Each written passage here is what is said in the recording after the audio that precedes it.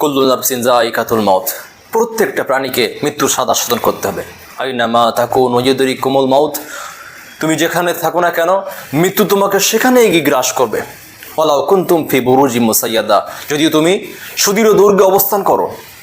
জিবরাইল আলাইহিস সালাম এসে মুহাম্মদ সাল্লাল্লাহু আলাইহি ওয়াসাল্লামকে বললেন, ইয়া মুহাম্মদ আইশ মা শিতা, হে মোহাম্মদ আপনার যতদিন ইচ্ছা আপনি জীবনযাপন করুন।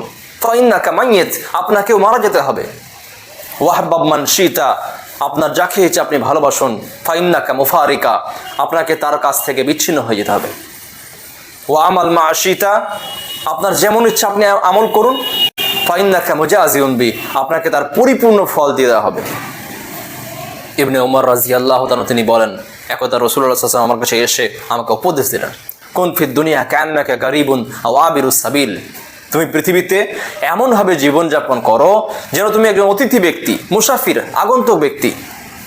ইজা আমসাইতা ফালা তানতাজির সাবাহা, তোমার কাছে যেটা সন্ধ্যা উপনীত হয় তুমি সকালের অপেক্ষা করো না। ওয়াইদা আসবাহতা ফালা তানতাজিরিল মাসআ, এবং তোমার যেটা সকাল উপনীত হয় তুমি সন্ধ্যার অপেক্ষা করো না।